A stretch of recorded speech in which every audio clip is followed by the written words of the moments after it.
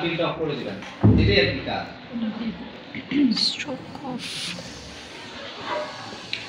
এটা কঠিন কি আমি বুঝি না, কেউ ছিল স্মুথের কথা বলতেছি। হ্যাঁ, এখান থেকে এইখানে,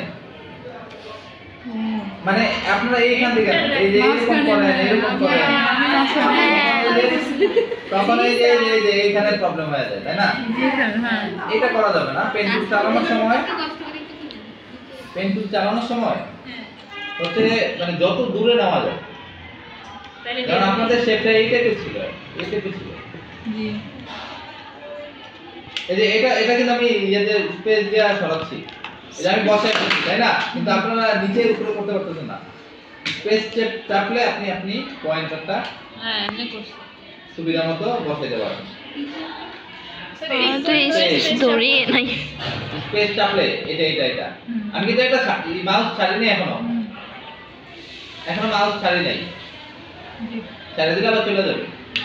এই যে তারপর অল্টার চেপে এটা কেটে দিব, বাম হাতে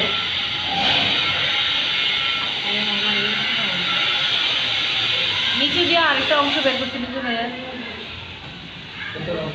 আরেকটা উপর দিয়ে আরেকটা অংশ বের করতে হবে। আগে কাটি।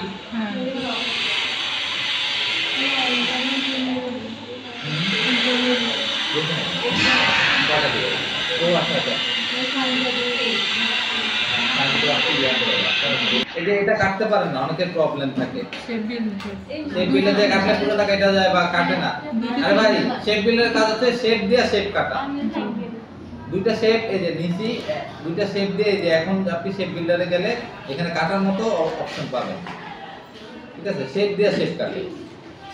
আমি এটা ব্যাকগ্রাউন্ড হিসেবে নিচ্ছি, নিয়ে তারপর হচ্ছে ব্যাকগ্রাউন্ডের সাথে আমি এটা ফটোশপে যেই সুবিধাটা ছিল না, তাই না? আমি কেটে দিব একটা ক্লিক করে। তারপর আরেকটা শেপ ছিল কি টাইপের, আরেকটা ওই নিচে বের হইছে, ওই কপি করে দিলেও হবে, যেটা কন্ট্রোল সি কন্ট্রোল এফ দিয়ে হচ্ছে রোটেট করে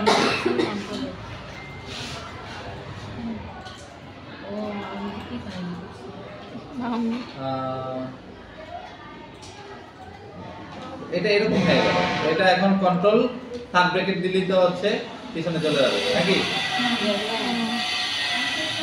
আবার কাটাকাটি করা লাগবে। হ্যাঁ, কাটাকাটি করা লাগবে, করবো, সমস্যা কি?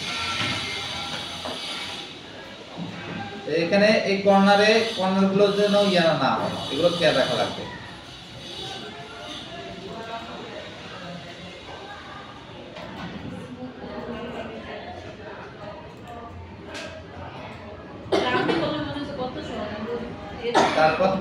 তারপরে দুইটা সিলেক্ট করে আমরা কেটে দেব। এই দুইটা না ব্যাকগ্রাউন্ডের সাথে কাটা উচিত ছিল, কারণ নয়তো এগুলো আবার কেটে দেবে না, ঠিক আছে? আচ্ছা, তারপর যদি এখানে স্মুথ মনে না হয়, স্মুথ কি হইছে? আচ্ছা, এটা আরেকটা ইয়া দিয়ে দেখাই আমি। ধরেন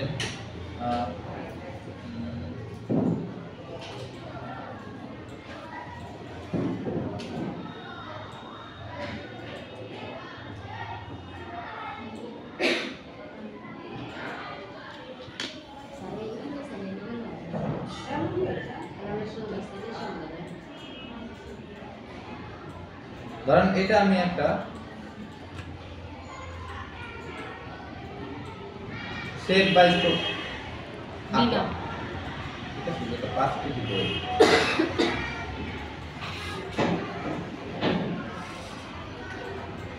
এখন এটাকে স্মুথ করা যাবে। দেখেন, স্মুথ টুল নামে একটা অপশন আছে, এই দেখুন স্মুথ টুল, এই শেপার টুল, পেন্সিল টুল দিয়ে তো কি করে জানেন? স্মুথ টুলটা আমাদের কাজে লাগবে মাঝে মধ্যে আমাদের ধরেন স্মুথ করার জন্য, হ্যাঁ, আরেকটু স্মুথ করার জন্য এটা কাজে লাগে। মানে এটা হালকা কাজ করবে, কিন্তু হচ্ছে স্মুথ করে ফেলবে, আপনাদের ইয়াগুলোর আর প্রবলেম থাকবে না। এটা ধরেই নিছে ওইরকম, এটা সোজা করা যাবে না, আবার মানে আপনি চাচ্ছেন এটারে পুরোপুরি সোজা করে ফেলবেন, এটার মতো লাইন করে ফেলবেন, এটা হবে না। বাট ধরেন আপনার কিছু খুঁত থাকে, এই খুঁতগুলো মিটাই দেবে। যেমন হচ্ছে ধরেন এই এরকম, এই যে এটারে এই যে এখানে একটু খুঁত আছে তাই না, এইটা সুন্দর মতো ঘুরে নাই, তখন আপনি স্মুথ টুল নিয়ে এই যে এটা স্মুথ করে দেবেন এই কর্নারটা, তখন দেখুন এই যে কর্নার স্মুথ হচ্ছে। স্মুথ টুলের কাজ হচ্ছে এটা, এটা আমাদের মাঝে মধ্যে কদাচিৎ আমরা ইউজ করব, ঠিক আছে? মানে বেশি প্রয়োজন না হলে। এটা তো আমাদের ভুল সংশোধন করে, ছোট্টখাট্ট ভুল, কিন্তু এই ভুলটা করবেন কেন আপনি?